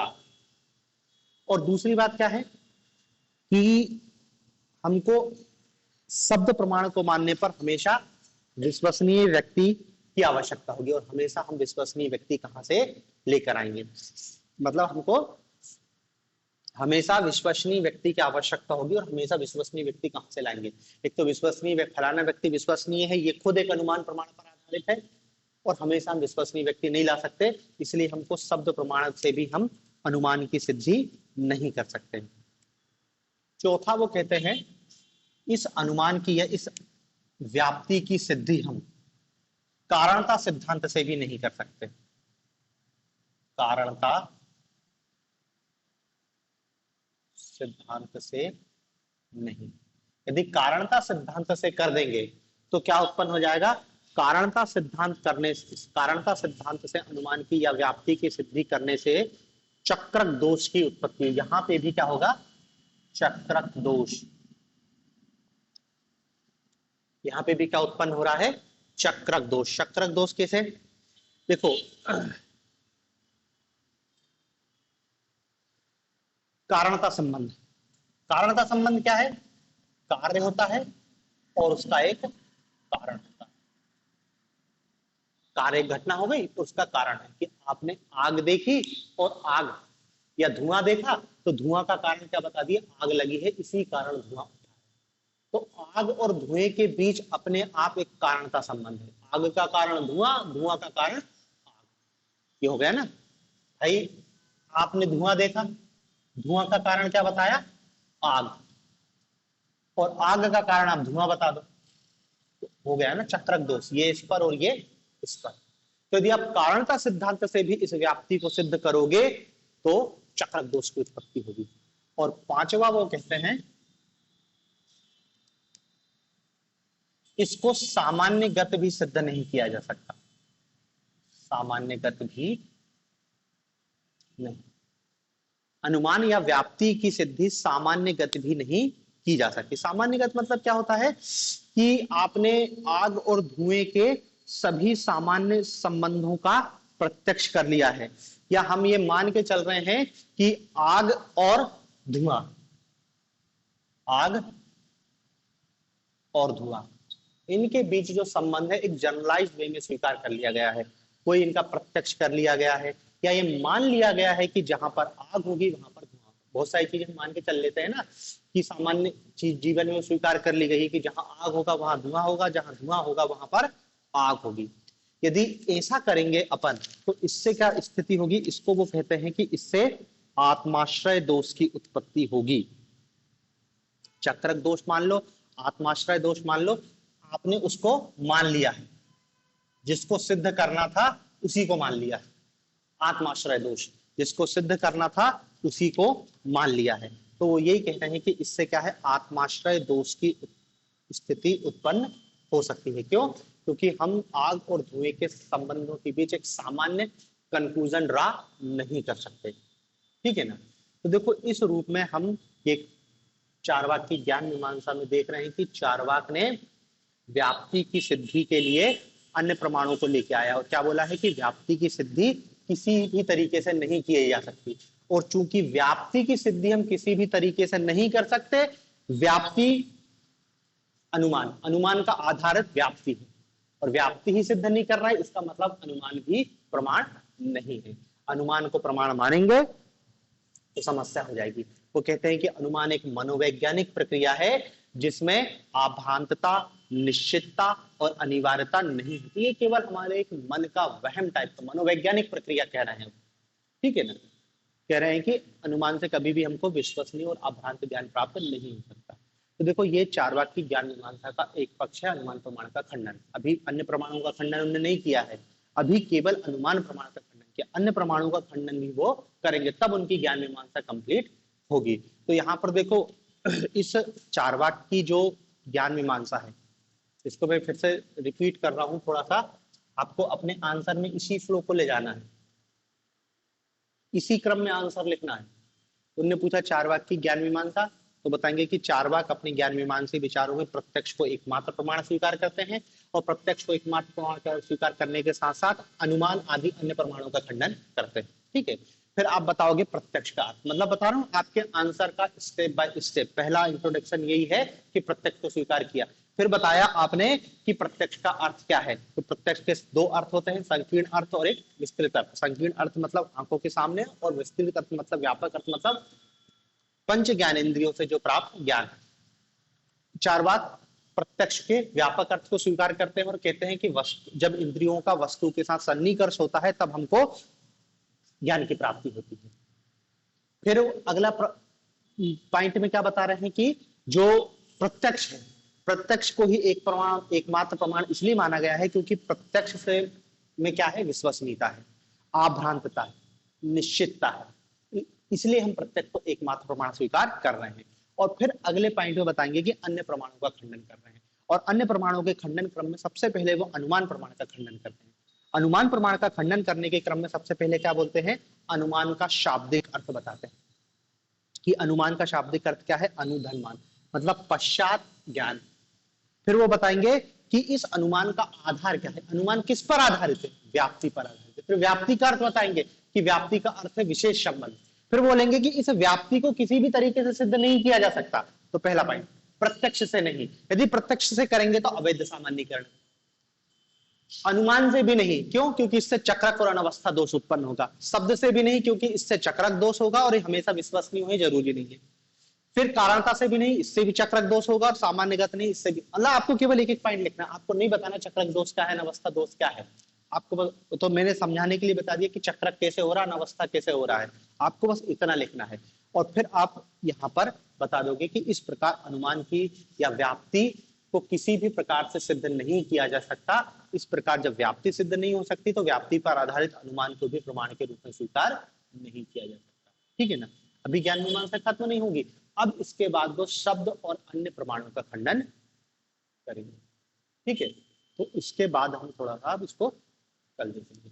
अभी बस आप ये समझ लो कि ज्ञान मीमांसा में हमने अनुमान, क्योंकि देखो ये अलग से क्वेश्चन भी बनेगा कि अनुमान प्रमाण के खंडन को समझें। ठीक है। तो इसके बाद अब जो आगे चीज है वो क्या है, शब्द प्रमाण का खंडन किया गया है, और शब्द प्रमाण के खंडन के बाद क्या है, उपमान प्रमाण। अच्छा देख ही लेते, थोड़ा सा तो और बचा है, तो कम से कम ज्ञान मीमांसा कंप्लीट हो जाएगी। तो देखो आपका आंसर इसी क्रम में जाएगा, आप पहले प्रत्यक्ष बताओगे, प्रत्यक्ष का अर्थ बताओगे, प्रत्यक्ष को प्रमाण क्यों मानोगे ये बताओगे, ये जो दिख रहा है ना इसी के आधार पे आपको आंसर लिखना है, और फिर बताओगे कि अनुमान को प्रमाण क्यों नहीं मानना है। तो इस रूप में देखो अनुमान प्रमाण का उन्होंने खंडन कर दिया है। अब जैसे अनुमान प्रमाण का खंडन किया है, इसी प्रकार से उन्होंने अगला जो खंडन किया है वो किसका किया है, शब्द प्रमाण का खंडन। शब्द प्रमाण का खंडन, देखो यहां पर शब्द प्रमाण है ये अनुव्याप्ति के खंडन के लिए लाया गया था, अब वो अलग से शब्द प्रमाण को खंडित कर रहे हैं। क्या कहते हैं शब्द प्रमाण के खंडन के क्रम में, तो देखो शब्द प्रमाण के खंडन के क्रम में कहना चाह रहे हैं कि जो शब्द प्रमाण है उनको हम प्रमाण के रूप में स्वीकार नहीं कर सकते। वो क्या कहते हैं कि शब्द के दो रूप हैं, एक होते हैं लौकिक शब्द, लौकिक, और दूसरे होते हैं वैदिक। दो टाइप के शब्द होते हैं वो कह रहे हैं, लौकिक और वैदिक। लौकिक मतलब जो इस लोक से संबंधित है, मतलब ये विश्वसनीय व्यक्ति के वचन, विश्वसनीय व्यक्ति, समझ रहे ना। जैसे मैं आपको पढ़ा रहा हूं, आप मेरी बात को सुन रहे हो, समझ रहे हो, उसको नोट कर रहे हो, आप ये मान के चल रहे हो कि मैं जो बता रहा हूं वो सही है, तो आपके लिए इस समय क्या हो गया, मैं विश्वसनीय व्यक्ति, मतलब मेरे शब्द कैसे हैं, लौकिक शब्द, क्योंकि इसको आप प्रमाण के रूप में स्वीकार कर रहे हैं। दूसरी इसमें क्या बात है, दूसरे हैं वैदिक शब्द। वैदिक शब्द मतलब क्या है, जो वेद, और देखो वेद की रचना भले हम किसी ऋषि का नाम याद कर लो, आप कि जीएस में याद कर लेते हैं कि कृष्ण द्वैपायन है या किसी का भी नाम, दरअसल जो वेद है ना उनको अलौकिक बताया गया है, उसके लिए शब्द यूज किया गया है अपौरुषेय। इसकी रचना किसी व्यक्ति ने नहीं की है, ये देवताओं की वाणी, ईश्वर के शब्द है वेद, उनको वैदिक शब्द कह रहे। भले उसका संकलन, इसलिए हम वेद के रचनाकार नहीं पढ़ते, संकलन करता पढ़ते हैं कि वेद व्यास पढ़ लिया, कृष्ण द्वैपायन पढ़ लिया, उनने लिखा नहीं है, लिखे तो वो अपौरुष है, कोई आदमी उसको नहीं लिख सकता, ईश्वर ने स्वयं उसको लिखा, बस एक किसी व्यक्ति के माध्यम से लिखा है, वो उसका संकलन करता है, तो उसको कहते हैं हम वैदिक शब्द। अब देखो यहाँ पर लौकिक और वैदिक दोनों शब्दों की प्रमाणिकता को चार्वाक खारिज करते हैं कि हम ना तो वैदिक शब्दों को स्वीकार कर सकते हैं और ना ही लौकिक शब्दों को स्वीकार कर सकते हैं। अब देखो पहली समस्या क्या बताते हैं कि लौकिक संदर्भ में कब आती है, कि लौकिक संदर्भ में हम यदि शब्दों प्रमाण को स्वीकार कर लेंगे तो क्या समस्या उत्पन्न होती है। देखो लौकिक शब्दों में क्या है, विश्वसनीय व्यक्ति, तो देखो यहां पर वो तीन स्टेटमेंट देते हैं। पहला स्टेटमेंट देते हैं कि सभी विश्वसनीय व्यक्तियों के वचन मान्य हैं, सभी विश्वसनीय व्यक्तियों के वचन मान्य हैं। पहला स्टेटमेंट, सभी विश्वसनीय व्यक्तियों के वचन मान्य हैं। दूसरा स्टेटमेंट, यह विश्वसनीय व्यक्ति है, यह विश्वसनीय व्यक्ति का वचन है, यह विश्वसनीय व्यक्ति का वचन है। दूसरा स्टेटमेंट। तीसरा स्टेटमेंट है इसलिए यह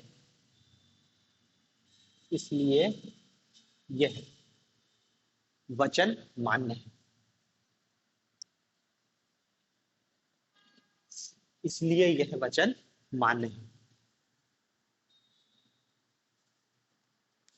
अब देखो वो क्या कह रहे हैं कि कोई व्यक्ति विश्वसनीय है, यह स्वयं अनुमान पर आधारित है। कोई व्यक्ति विश्वसनीय है, यह स्वयं अनुमान पर आधारित है, और अनुमान को तो कह रहा अब भी मैंने खारिज कर दिया। अनुमान तो साबित, अनुमान खुद अपने आप में प्रमाण नहीं है, तो आप अनुमान पर आधारित विश्वसनीय व्यक्ति के वचनों को कैसे सही मानोगे, ठीक है ना। तो एक तो ये लौकिक संदर्भ को खारिज करते हैं कि सभी विश्वसनीय व्यक्ति के वचन प्रमाणिक हैं, और इस आधार पे तो आप किसी भी व्यक्ति को सिद्ध कर सकते हो, इसलिए हम इसको स्वीकार नहीं करेंगे। क्योंकि देखो ये भी एक प्रकार का चक्रक दोष ही स्थापित कर रहा है। आपने पहली लाइन में बोल दिया कि सभी विश्वसनीय व्यक्तियों के वचन मान्य, दूसरी लाइन में क्या कहा, यह विश्वसनीय व्यक्ति का वचन, और फिर आप बोल दे रहे इसलिए यह वचन मान्य। आपने पहले निष्कर्ष मतलब शुरू में ही निष्कर्ष निकाल दिया और उसके बाद फिर आप, तो ये भी एक प्रकार का क्या हो रहा है, चक्रक दोष हो रहा है ना, कि यह इसलिए मान्य है क्योंकि विश्वसनीय। तो पहला स्टेटमेंट यदि आप नहीं देते तो ये साबित नहीं होता। तो इसको दर्शन में ऐसा साबित करने के लिए बताया जाता है कि आप तो साबित करना चाहते हो उसको पहली लाइन में लिख दो कि फलाने भैया सभी विश्वसनीय व्यक्तियों के वचन मान्य है। एक पहले आके बोल दिया तो आपने किस पे जोर दिया कि जो विश्वसनीय व्यक्ति है उसका वचन मान्य है। फिर आप एक स्टेटमेंट दे रहे हो और क्या बोल रहे हो कि ये स्टेटमेंट किसका है, विश्वसनीय व्यक्ति का। मतलब समझ रहे ना कहना क्या चाह रहे हैं। आप पहले आके बोल दे रहे हो कि सभी विश्वसनीय व्यक्तियों के वचन मान्य है। तो यहां क्या बोल दिया आपने, स्थापित कर दिया कि जो विश्वसनीय व्यक्ति बोलेगा वो सही बोलेगा। फिर आप बोल दे रहे हो, एक स्टेटमेंट दे रहे हो कि ये जो हम बोल रहे हैं ये हम नहीं बोल रहे, कौन बोल रहा है, ये विश्वसनीय व्यक्ति, और विश्वसनीय व्यक्ति के वचन तो मान्य है इसलिए ये वचन भी मान्य। हो गया ना चक्रक दोष।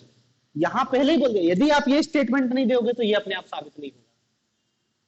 मतलब इसको थोड़ा सा ठंडे दिमाग से सोचोगे तो समझ आ जाएगा कहना क्या चाह रहे हैं कि हम आके पहला स्टेटमेंट दे रहे हैं कि सभी विश्वसनीय व्यक्तियों के वचन मान्य हैं। हम ऐसा क्यों दे रहे हैं, क्योंकि हमको कोई वचन को मान्य करवाना है। जैसे हम इन्वर्टेड कामा में लिख देते हैं कि ये फलाने व्यक्ति का स्टेटमेंट है, जैसे ही आपने फलाने, अब आप कोई बात कहो तो उसकी वजन नहीं है, लेकिन महात्मा गांधी कुछ कहेंगे तो उसमें बात में वजन आ जाएगी। तो हम व्यक्ति का कोट करते हैं, क्यों कोट करते हैं, इसलिए कोट करते हैं ताकि भरोसा हो लोगों का। तो वो यही कह रहे हैं कि शब्द को प्रमाण स्वीकार करने में ये स्थिति है कि यदि हम लौकिक शब्दों को स्वीकार करेंगे तो हमको चक्रक दोष की स्थिति स्वीकार होगी। अनुमान और अनुमान में फिर आप वही समझ चुके हो।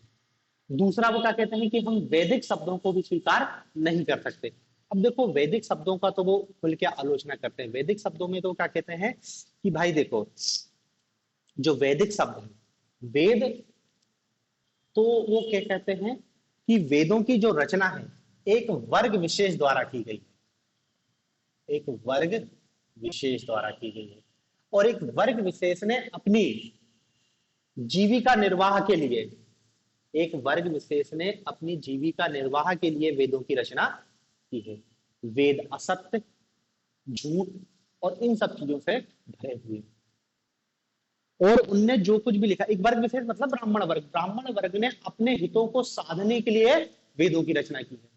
और इसलिए वेद में क्या है, असत्य और विरोधाभास चीजें हैं, इसलिए उन्होंने कहा कि हम इनको भी स्वीकार नहीं कर सकते।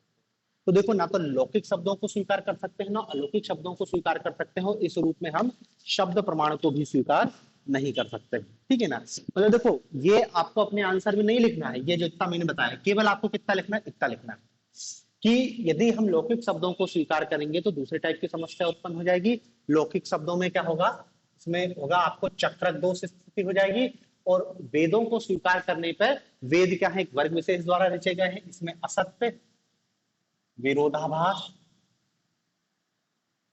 और इस टाइप की जानकारी है, इसलिए हम इसको स्वीकार नहीं कर सकते। ठीक है ना। तो देखो शब्द प्रमाण को भी खारिज कर देते हैं और फिर अंत में आते हैं वो शब्द प्रमाण के खंडन के बाद उपमान प्रमाण को भी खारिज करते हैं। अगला पॉइंट क्या आएगा, उपमान प्रमाण, उपमान प्रमाण का खंडन, उपमान प्रमाण का खंडन। अब देखो मैंने शुरू में ही बता दिया था आपको कि उपमान कहते किसको, उपमान मतलब क्या है, कंपैरिजन, सादृश्य संबंध। दो वस्तुओं को देख के या भूतकाल में देखी किसी वस्तु के आधार पर भविष्य की वस्तु का आपको जो ज्ञान प्राप्त हो रहा है, वो जो ज्ञान प्राप्त हो रहा है वो उपमान प्रमाण के माध्यम से ही हो रहा है। देखो यहाँ पर चार्वाक उपमान प्रमाण के खंडन में क्या कहते हैं कि उपमान भी एक प्रकार का अनुमान ही है, उपमान भी एक प्रकार का अनुमान ही है, उपमान भी एक प्रकार का अनुमान ही है। और चूंकि अनुमान तो खुद प्रमाण नहीं है इसलिए उपमान भी प्रमाण नहीं, इसलिए उपमान भी खारिज। मतलब उपमान में आपको ज्यादा कुछ नहीं बताना है, क्या बताना है कि चूंकि अनुमान, उपमान अनुमान पर आधारित कंपैरिजन आप देख रहे हैं ना, एक प्रकार का अंदाजा लगा रहे हैं कि भविष्य भूतकाल में कोई वस्तु देखी थी, उसी के आधार पर आपने एक कल्पना कर ली, अनुमान लगा ली कि हाँ भी ये भी वैसे का वैसा है। तो वो यही कह रहे हैं कि उपमान भी एक प्रकार का अनुमान है, अनुमान खुद प्रमाण नहीं है, इसलिए अनुमान पर आधारित उपमान को भी हम प्रमाण के रूप में स्वीकार नहीं कर सकते हैं। ठीक है, बाकी अर्थापत्ति के संदर्भ में इन्होंने कुछ नहीं कहा है, लेकिन वो अन्य किसी प्रमाण को स्वीकार नहीं कर सकते। ठीक है ना, तो इस प्रकार देखो आप बताओगे कि इस प्रकार चार्वाक अपनी ज्ञान मीमांसी विचारधाराओं में प्रत्यक्ष को एकमात्र प्रमाण स्वीकार करते हैं, अनुमान, शब्द, उपमान आदि अन्य प्रमाणों का खंडन करते हैं। यद्यपि वो खंडन करने में तर्कता सफल नहीं हुई, पूरी तरीके से सफल नहीं हुई, क्योंकि इसकी उनकी बहुत भयंकर आलोचनाएं। तो लेकिन ज्ञान मीमांसा यहीं पे खत्म हो जाएगी। ठीक है ना, कि इस प्रकार चार्वाक ने अपने दर्शन में प्रत्यक्ष को साबित किया है, अन्य प्रमाणों का खंडन किया है। लेकिन इसमें आपको इसकी आलोचना भी थोड़ी सी याद रखनी। आलोचना देखो, आलोचना के संदर्भ में सबसे पहले तो यही है कि चार्वाक खुद अनुमान प्रमाण को खारिज करते हैं, लेकिन आलोचक क्या कहते हैं कि अनुमान प्रमाण के आधार पर ही चार्वाक अपना दर्शन प्रतिपादित करते हैं। वो क्या कहते हैं कि जब कोई व्यक्ति या चार्वाक से खुद से पूछा जाए कि वो प्रत्यक्ष को एकमात्र प्रमाण क्यों स्वीकार करते हैं, तो वो कुछ ना कुछ आंसर देंगे, और उनका जो भी आंसर देंगे वो किसके माध्यम से देंगे? अनुमान के माध्यम से। बिना अनुमान के वो सिद्ध ही नहीं कर सकते। यदि उनसे पूछा जाए कि प्रत्यक्ष को एकमात्र प्रमाण क्यों माने, तो वो क्या है? अनुमान का सहारा लेंगे कि ऐसा होता है, इसलिए ऐसा होता है, इसलिए हम प्रत्यक्ष को मान रहे हैं। दूसरा, वो क्या कहते हैं कि प्रत्यक्ष से हमने क्या बोला था, हमको प्रत्यक्ष में है आभ्रांतता, अनौपाधिक संबंध है, विश्वसनीयता है, जो कि सत्य। प्रत्यक्ष हमेशा आपको सही ज्ञान प्रदान नहीं करता, भ्रांत हो जाता है प्रत्यक्ष भी, इल्यूजन। रस्सी में आपने सांप देख लिया, अंधेरे में देख लेते हैं ना। या हम प्रत्यक्ष में बहुत सारी ऐसी चीजें हैं जो हमको प्रत्यक्ष नहीं होती हैं, या प्रत्यक्ष होती है पर वो होती नहीं।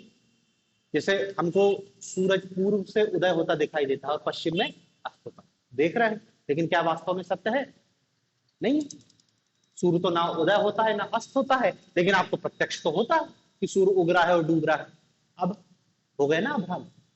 आप तो कह सकते हो ना कि प्रत्यक्ष से हमको भ्रांत। हम पृथ्वी पर रह रहे हैं, हमको पृथ्वी कभी किसी भी पंच ज्ञानेंद्रिय से यह महसूस नहीं होती कि पृथ्वी,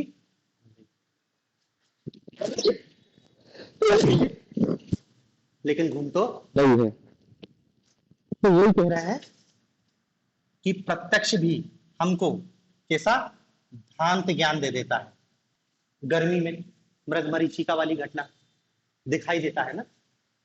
तो आलोचक ये कह रहे हैं कि यदि तुम प्रत्यक्ष को मानोगे तो तुम्हारा क्षेत्र बहुत सीमित हो जाएगा, कि हमको जो केवल पंच ज्ञानेंद्रियों से दिख रहा है वही हम मानेंगे। अणु, परमाणु, इलेक्ट्रॉन, प्रोटॉन कुछ नहीं दिख रहा, होते हैं। बैक्टीरिया, वायरस नहीं दिख रहा, होते हैं। तो कहेंगे कि भाई प्रत्यक्ष को चार्वाक जो कह रहे हैं ना अभ्रांतता, तो वैसी अभ्रांतता प्रत्यक्ष में भी नहीं होती। प्रत्यक्ष भी कभी कभी हमको गलत ज्ञान प्रदान कर देता है। जीवन के अनुभव में बहुत सारे हमारे कि प्रत्यक्ष हमेशा सत्य ज्ञान की प्राप्ति नहीं होती। मतलब ये नहीं कह सकते हो कि प्रत्यक्ष दोष रहित है। ठीक है ना। तीसरा, चार्वाक भी आगे तत्व मीमांसा देखेंगे। चार्वाक का है ईश्वर, आत्मा, स्वर्ग, नरक, इन सब का खंडन करते हैं।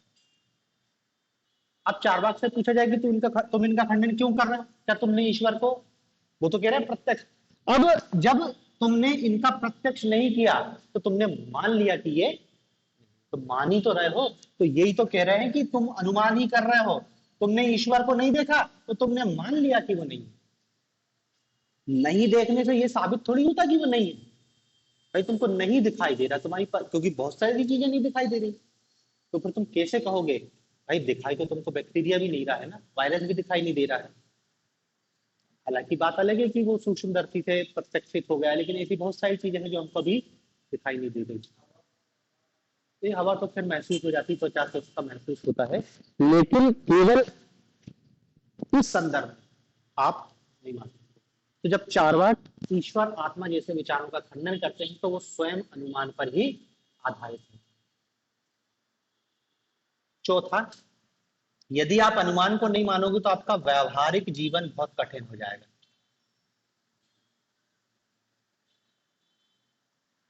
संभव ही नहीं है, व्यावहारिक जीवन अत्यंत कठिन हो जाएगा। भाई आप हर चीज पे आ जाओ कि जब तक मेरे को प्रत्यक्ष नहीं होगा मैं स्वीकार नहीं करूंगा, व्यावहारिक जीवन बहुत कठिन हो जाएगा कि बहुत सारी चीजों का हमको प्रत्यक्ष नहीं होता। तो वही कह रहे हैं कि व्यावहारिक जीवन अत्यंत कठिन हो जाएगा। ठीक है, तो देखो यही कुछ आलोचना है, 4-5 बिंदु में आलोचना करना और फिर उसके बाद निष्कर्ष लिख देना कि इस प्रकार चार्वाक अपनी ज्ञान मीमांसा विचारधाराओं में जो अनुमान और अन्य प्रमाणों का खंडन करने में तर्कता पूरी तरीके से सफल नहीं हुए हैं। यद्यपि उनने भारतीय दार्शनिकों के सामने प्रश्न उत्पन्न किए जिससे भारतीय दर्शन क्या है, समृद्ध हुआ है। ठीक है, तो ये चार्वाक दर्शन की ज्ञान मीमांसा। अब इसकी जो तत्व मीमांसा है वो अपन कल पढ़ेंगे। अब देखो इसमें अपन जो इकोनॉमिक्स पढ़ रहे थे उसको अपन कंटिन्यू करेंगे, लेकिन अब इकोनॉमिक्स की क्लास अपन कल ही करेंगे, मतलब दर्शन पढ़ेंगे, दर्शन के बाद ही इकोनॉमिक्स देखेंगे। अभी आज रहने देते हैं।